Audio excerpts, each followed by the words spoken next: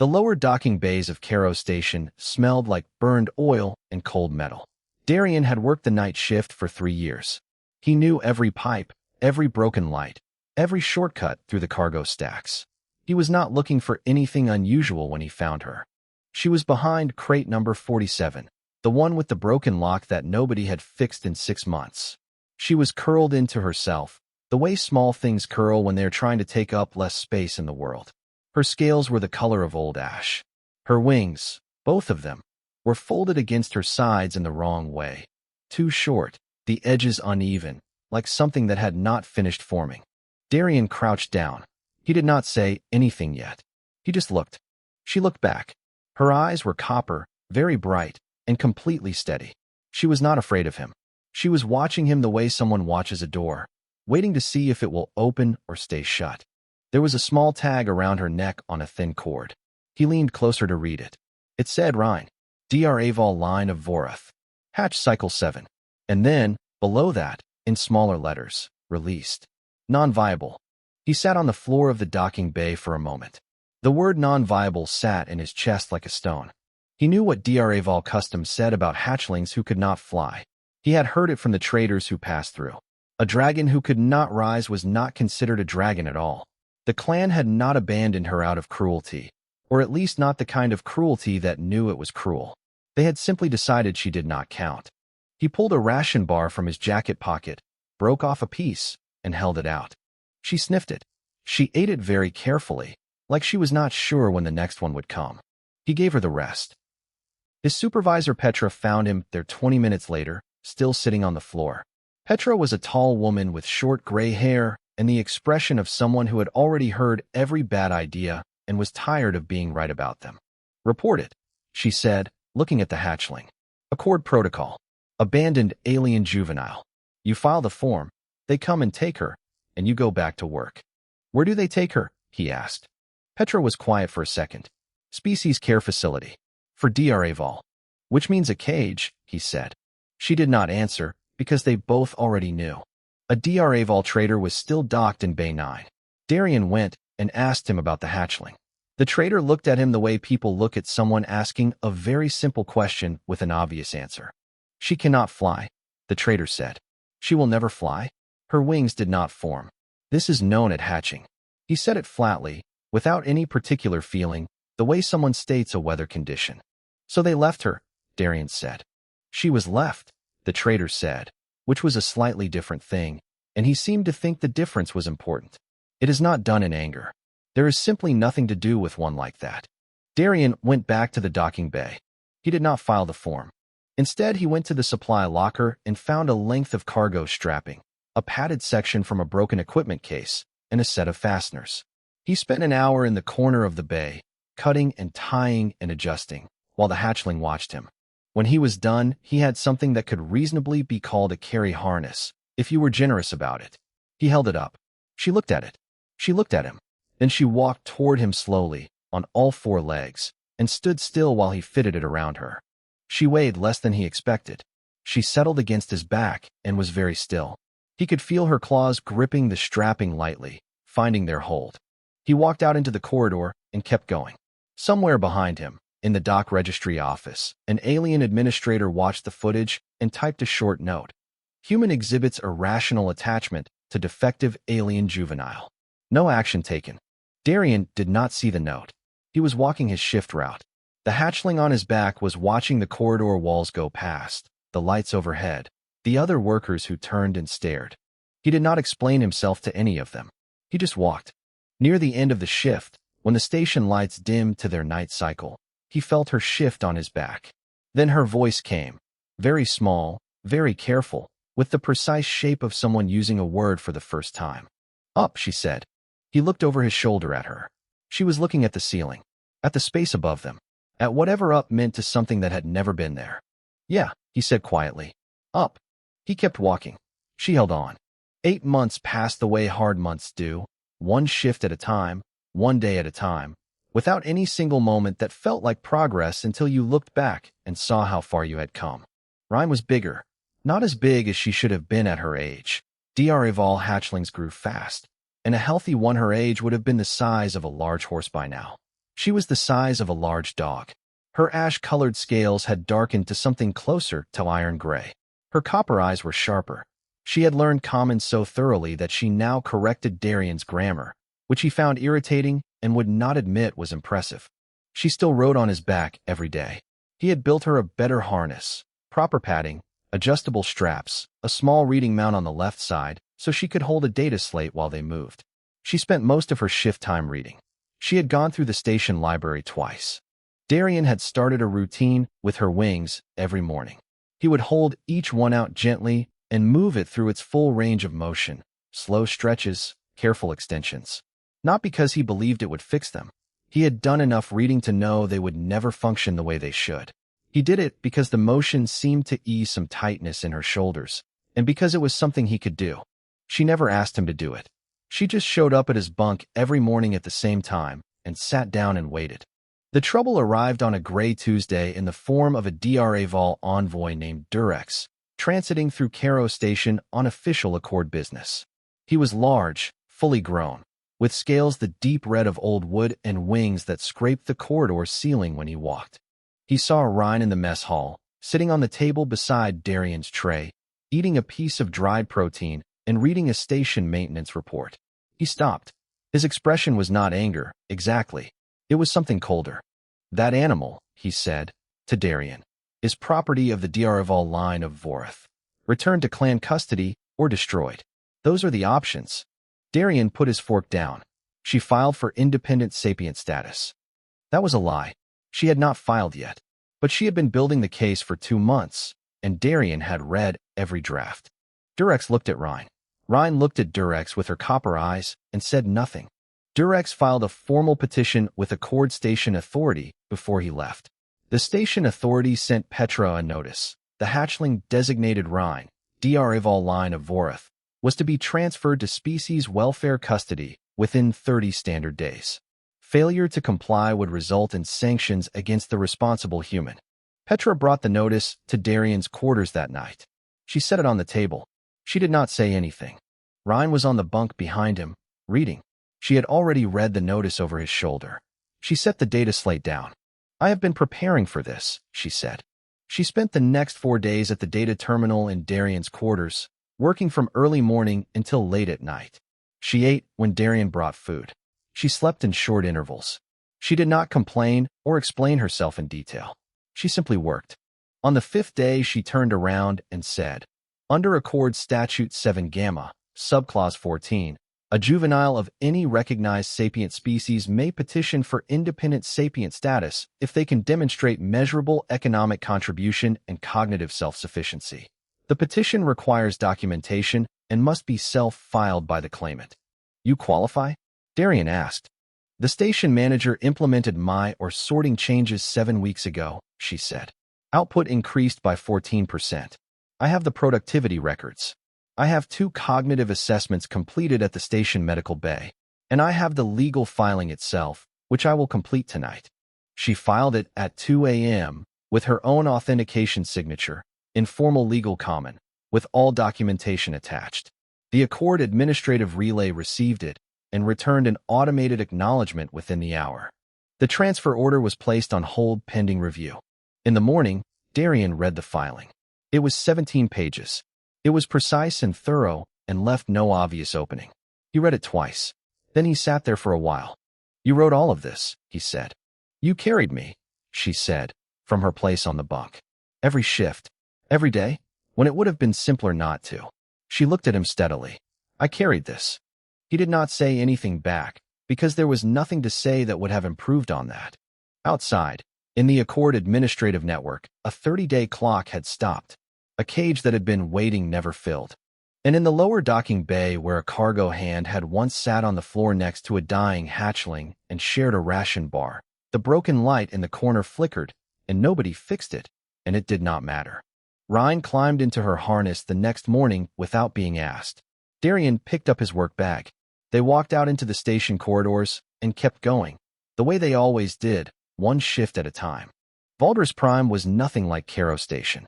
The planet had towers of white stone and wide open plazas where delegates from 40 species moved in slow, important groups. Everything about it was built to remind visitors that power lived here and had lived here for a very long time. Darian felt deeply out of place from the moment they landed. Rhine, riding on his back in her harness with a data slate in her left forepaw, seemed entirely unbothered. She was reading case law. She had been reading case law for the entire shuttle ride. The hearing chamber was circular, with tiered seating for observers and a wide central floor of polished dark stone. At the front sat the presiding panel, Soval, a Serati High Arbiter, whose insectoid face gave nothing away, and two Gren assessors, massive and still as boulders in their stone-colored robes. The D'Arval sent Durex. He had come prepared this time. He had documents, precedents, and the full formal authority of the Elder Caste behind him. He looked at Rhine the way someone looks at a problem they are very confident they are about to solve. Soval began the session. She asked the claimant to identify herself and state her purpose. Rhine climbed down from Darian's back. She stood on the central floor of the chamber, not large enough to be imposing, not small enough to be easy to dismiss, and she said, "My name is Rhine. I am here to confirm my status as an independent sapient being under Accord Statute 7 Gamma." Durex spoke for 20 minutes. He was smooth and well-prepared. He argued that Rhine's biology was defective, that her legal filing was an invalid act performed without proper guardian consent, that her so-called economic contribution was the work of an animal reacting to stimulus, and that her association with a human laborer was evidence of dependency rather than independence. At one point he referred to Darian, who was standing at the back of the room, as the carrier animal. He said it without looking at Darian. He said it the way someone states a category. Darian said nothing. He had been told, very clearly, by Rhine, to say nothing. When Durex finished, Soval looked at Rhine and asked if she wished to respond. Rhine said yes. She spoke for 40 minutes. She did not raise her voice once. She presented the productivity records, the cognitive assessments, and the legal argument in order. She cited 17 precedents. When she reached a part of the argument that required a technical reading of the statute's original language, she quoted it from memory and then explained, in 3 sentences, why her interpretation was the correct one. Durex interrupted twice. Both times, Soval stopped him with a single gesture. When the factual argument was complete, Durex shifted his approach. He said that a dragon who could not fly had no standing in D'Arval culture. Without cultural standing from her own species, her sapient claim had no foundation. The Accord recognized species. Rhine had been rejected by hers. Rhine asked for a brief recess. Soval granted 5 minutes. Outside in the corridor, Rhine stood on the floor and was quiet. Darian crouched next to her. She did not look worried. She looked like someone checking a calculation. "He is correct that I cannot fly," she said. "Yeah," Darian said. "He is not correct about what that means." She turned and walked back to the chamber door. "Come on." In the chamber, Rhine made her closing argument. She said that flight was a biological function. It was not thought. It was not memory, not reasoning, not the ability to form language or file legal documents or identify inefficiencies in industrial processes. The Accord's founding charter defined sapience by capacity for complex reasoning and self-directed action, not by the method of locomotion. If the panel chose to rule that a being's worth was determined by the shape of their body, they would not be applying the charter. They would be replacing it with something older and smaller, and the Accord had a long, documented history of what happened when it did that. She listed 3 specific instances. She cited the dates. The chamber was very quiet. Soval deliberated with the assessors for 11 minutes. Then she returned a verdict. Independent sapient status granted. On the formal record, Soval added a note that the human who had carried this claimant and continued to carry her through every obstacle placed in front of them had demonstrated what the Accord's founding charter called, in its original language, the highest civic act, the preservation of intelligence the majority had chosen to discard. Durex left without speaking. Outside, in the wide plaza of Valdris Prime, the afternoon light came down pale and clean between the towers. Rhine stood on the stone. She looked up. She said, "Hold me up. Not on your back. Out in front of you. Facing the sky." He picked her up carefully, holding her by the forearms, turning her toward the open air above the plaza. Her wings spread. They were still wrong, still too short, still uneven at the edges. They could not catch anything. They could not lift her. She held them open anyway. She stood there in his arms for a long time, wings spread, copper eyes open to the sky. Then she folded them and said, "All right, let's go." He settled her back into the harness. They walked across the plaza and back toward the port, and nobody who watched them was entirely sure what they had just seen, but they did not look away. A year is a long time when things are moving. A year can be quiet, and then suddenly not quiet at all. The Valdres Prime ruling had gone into the Accord's legal database like a stone into still water. The ripples were slow at first, a citation here, a reference there, other legal cases where someone had found Ryan's argument useful. Then faster. Then the journalist found her.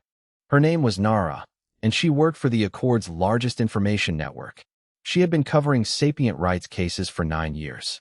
She had read Ryan's Valdres Prime filing 3 times and called it the most precisely constructed legal argument she had seen from a claimant of any age. She traveled to Valdres Prime, where Ryan now held an advisory position on the Sapient Rights Subcommittee, and asked for an interview. Ryan agreed. Nara spent 2 days with them. She watched Ryan read 20 case files in a morning. She watched Ryan sit in a subcommittee session and dismantle a flawed procedural argument in 90 seconds while 3 senior members sat in silence. She watched Ryan climb into the harness on Darian's back after the session ended, pull out a data slate, and keep reading while he walked her through the corridors of the Accord Administrative Building. The piece went out on a Friday. By Monday, it was everywhere. The image Nara had chosen, taken without announcement, during a routine walk between buildings, showed Ryan on Darian's back, wings folded, reading her data slate, with the calm expression she always had. He was walking. She was working. The caption was simple. She never stopped. The Accord's information networks ran the piece in 47 languages. Subcommittees that had previously dismissed Ryan's advisory notes started implementing them. Officials who had never replied to her messages replied to them now. The D'Arval elder caste released a formal statement. It called Ryan a disgrace. It called her a symbol of Accord weakness. It called her connection to a human degrading. The statement used careful, formal language, but the meaning was plain. She did not belong. She would never belong, and the attention being given to her was an insult to everything the D'Arval had built over thousands of years. 3 days after the statement was released, Ryan received 41 private messages from younger D'Arval. Most of them said some version of the same thing. "I saw what you did. I am not allowed to say this publicly, but I saw it." She read every message. She did not reply to any of them. She saved them all. "I just didn't put her down," he said. Nara wrote it down. She asked if he considered himself Ryan's guardian. He thought about it for a few seconds. "No," he said. "I consider myself the guy who works for her." That line also ended up in the piece. Ryan read it, said nothing, and her tail moved once. The slow, single flick that Darian had learned, over 8 months, meant she was pleased about something. Then the dragon trials were announced. The D'Arval elder caste had not held the trials in 40 years. The trials were the old test. 5 stages on the ancestral homeworld of Durith, open only to D'Arval by blood, determining rank and name and standing within the clan structure. The elder caste scheduled them publicly, with Accord broadcast rights, with an invitation for observers from every species. It was a statement. This is what a real dragon looks like. Watch. It was aimed at Ryan. Everyone understood that. She was not mentioned directly in any of the announcements. She did not need to be. She registered as a participant the same day the announcement went out. The Accord legal office sent a notification within the hour. Her registration was invalid. Stage 1 of the trials required unaided flight. She was biologically unable to complete Stage 1. Therefore, she could not register. Ryan sent back a 1-line reply, define unaided. Attached was a 12-page legal brief. It argued that the trial's governing documents, the oldest surviving version of which predated the current Accord by 6 centuries, used the word unaided to mean without mechanical assistance, a rule written when the D'Arval had no technology worth mentioning. A human being providing physical carry was not mechanical assistance. It was no different, legally, from a competitor using a climbing tool or a rope. The governing documents did not prohibit physical assistance from a second party. They never had, because the D'Arval had never imagined they would need to. The registration was placed on hold pending legal review. 2 weeks later, it was cleared.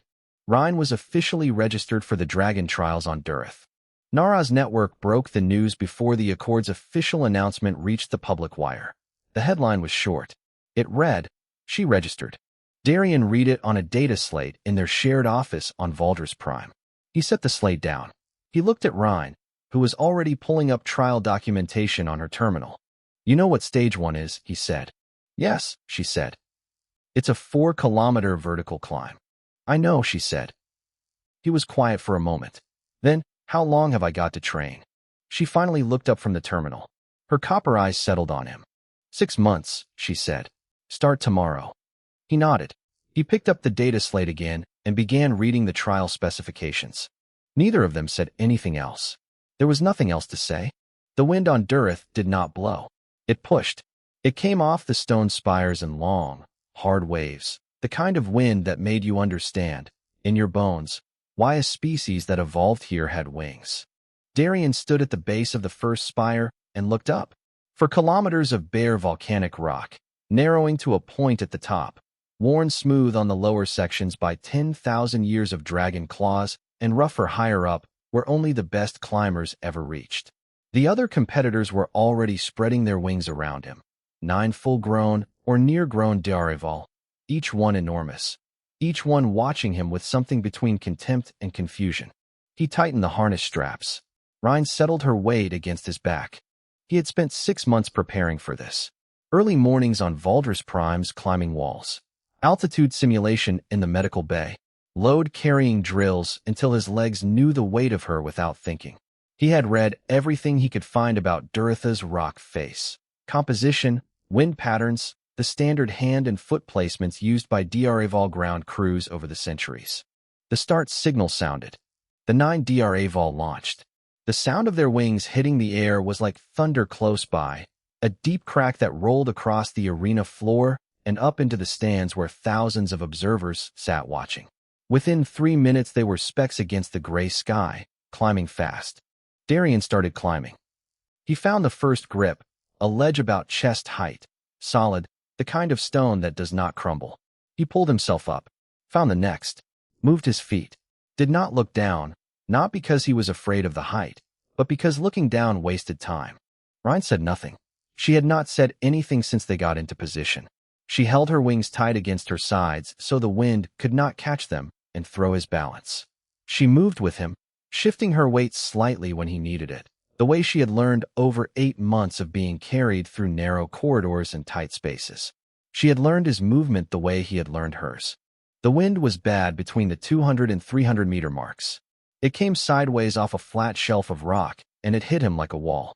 He pressed himself against the spire and held on. He counted to 5. The gust passed. He kept climbing. At 600 meters his shoulders were burning. He did not slow down. At 1,000 meters the other competitors had already finished. He did not know that. He was not watching the competition. He was watching the rock face in front of him, one grip at a time. The crowd in the stands below had gone very quiet. They were not used to watching something climb slowly. The trials were usually a display of power, fast, dramatic, overwhelming. What they were watching now was different. It had no drama in it. It was just a human on a stone wall, moving up, one move at a time, with a dragon on his back. At 2,000 meters, he stopped on a wide ledge to drink from the small water kit on his belt. His hands were shaking slightly. He let them shake. He drank the water and put the kit away and kept going. Ryan spoke once, somewhere around 3,000 meters. She said, "You are on pace." He did not reply. He saved his breath. At 3,800 meters, with the summit visible above him, his left foot slipped on a section of wind-polished stone. He caught himself on his right hand and left elbow, pressed flat against the spire, and held. He stayed there for 10 full seconds before finding the footing again. Then he moved. He reached the summit at 47 minutes and 12 seconds. He pulled himself over the final edge and stood on the flat top of the spire, legs shaking, lungs working hard, the wind at this height strong enough to lean against. He unclipped the summit registration tool from his belt and pressed it to the trial marker. Stage 1, complete. He put Ryan down on the stone beside him. She turned and looked out over the edge. Below, the stands were visible, thousands of D'Areval, the broadcast rigs, the arena floor far beneath. She looked at them for a long moment. Then she turned away and moved to the descent line. Stage 2, the memory maze, was hers entirely. She moved through the ancient underground labyrinth faster than any other competitor, reciting D'Arrival oral histories from memory, every correct passage opening the next door. She did not need Darien there. He waited outside and ate a ration bar. Stage 3, the weight of names, required each competitor to speak their bloodline from memory. Rhine had no bloodline to speak. Her clan had not claimed her. She stood at the speaking stone and was quiet for a moment. Then she began reciting names. Not ancestors. The names of every non-standard sapient being denied accord standing since the founding. She had memorized all of them. It took longer than any other competitor's recitation. The presiding elder moved to disqualify her. Soval, sitting in the observer gallery where she had traveled at her own cost, stood and formally objected. After a recess, the stage was ruled complete. Stage 4, the challenge of fire, judged breath power. Rhine's fire was small. She scored at the bottom for power. She scored highest of all for precision, writing single letters in flame on a stone surface at 30 meters, extinguishing and relighting without error. The judges noted it. The crowd had stopped talking. Then stage 5. The claiming ring was a circle of ancient stone in the arena floor, wide enough for a full-grown D'Arrival to stand with wings spread. The rule was simple. Enter alone, speak your name and your claim, and the crowd would answer with silence or acknowledgement. Darien stopped at the boundary line. Rhine walked into the ring alone. She stood in the center. She was small against the space around her. The crowd of thousands was completely still. The broadcast rigs hummed. She raised her head. "My name is Rhine," she said, and her voice was steady and clear. "I carry no line that claims me. So I am the beginning of my own. I am the dragon who could not fly. And I am standing on the summit of your first spire, in the center of your oldest ring, having walked through every gate you set before me." She paused. "I claim the name Rhine of Dureth, not by blood, by record. And I claim one more thing, that the measure of a dragon, of any being, is not the strength of wing or fire. It is what they choose to carry and what they refuse to put down." She did not look at Darien when she said it. The stands were silent. Then one D'Arrival in the upper tier struck the stone floor with her tail, the old gesture of acknowledgement, older than the trials, older than the accord. Then another. Then another. The sound built slowly, and then it was not slow anymore, and the ancient arena shook with it, a deep rolling percussion that rose up through the stone floor and into the air and did not stop. Outside the ring, Darien sat down on the ground. His legs gave out quietly, without drama, and he put his face in his hands. Rhine, from the center of the ring, watched him with copper eyes. She let the sound go on. After the trials, the galaxy took a breath and then started talking very loudly. Nara's network had the broadcast rights, and the recording of the claiming went out within an hour of Rhine speaking her last word. It was not edited. It ran exactly as it happened. The stillness before she spoke, the speech itself, and then the sound of thousands of D'Arrival striking stone with their tails in an arena that had stood for 400 years. The recording was translated into 47 languages in a week. It was 49 languages by the end of the second week. The D'Arrival elder caste filed a formal objection with the Accord Tribunal. They argued procedural violations, invalid stage completions, and improper use of the claiming floor. The tribunal reviewed the case for 6 weeks and then rejected every objection. The name Rhine of Dureth was entered into the official trial registry without alteration. Beneath her entry, in the column reserved for Stage 1 notes, the registry read, "Assent by human carry, Darien, 47 minutes, 12 seconds. Summit reached." It was the only entry in 400 years of Dragon trial records to be marked notable by the Accord's archivists. The archivists did not explain the designation. They did not feel they needed to. The elder caste's formal statement after the tribunal ruling was shorter than their previous statements. It said less. The younger D'Arrival noticed the change. Many of them did not wait for permission to say so publicly this time. It was not a revolution. Rhine had never asked for one. What she had started was slower and harder and more durable than a revolution. A conversation about what the D'Arrival measured and why, and whether the measure had ever really been accurate.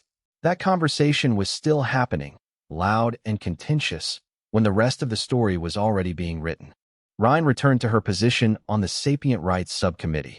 She was very good at the work and she knew it and did not apologize for knowing it. Officials who had once scheduled meetings around her schedule now cleared their calendars when she requested time. Her rulings were cited in cases across the Accord's jurisdiction. She did not take honorary titles. She took the work. Darian went back to Caro Station for 10 days. He had not been back in over a year. Petra shook his hand in the corridor outside the docking bays on his first morning there and said nothing except, "You look tired." He said he was tired.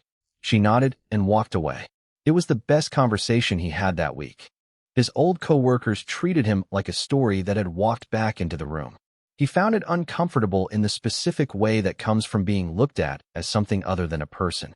He left after 9 days instead of 10. Nara came back for a final interview, months after Durith. She asked Ryan if she could go back. If she could have been born with wings that worked, would she change it? Ryan considered the question. She took it seriously, which was the only way she took anything. "I would not have met Darian," she said. "I would not have read every book in the Caro Station library because it was the only thing available. I would not have learned Accord law because I needed it to survive. I would not have been on his back on the slope of that spire, which is the only time I have ever felt the wind properly." She was quiet for a moment. "I think I would have been a faster dragon. I do not know if I would have been a better one." Nara printed the answer without changing a word. On a cold afternoon on Valdris Prime, several months after that, Darian and Ryan were crossing the wide plaza near the Accord administrative building. He was walking. She was on his back, reading a file she had pulled up that morning.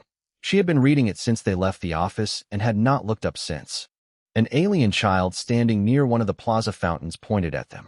The child said something to the parent beside her, a short question in a high, clear voice. The parent looked over. The parent said a name. Just the name. Ryan of Durith. The child nodded and looked back at them with wide eyes, the way children look at things they have already heard about but are seeing for the first time. Darian did not hear it. He was watching the path ahead. Ryan heard it. She did not look up from the file. She did not say anything. But her tail, which had always moved when she was pleased, the slow, single flick that she had never quite managed to control, moved once. She kept reading. He kept walking. The plaza went on around them, busy and full of noise, the way places full of living things always are. Nothing about the moment was dramatic. Nobody stopped. Nobody watched. A cargo hand from Caro Station walked across a plaza on a diplomatic world, carrying a dragon on his back, and the dragon was reading, and somewhere behind them a child was asking her parent to tell it again, from the beginning. So the parent told it again. From the beginning.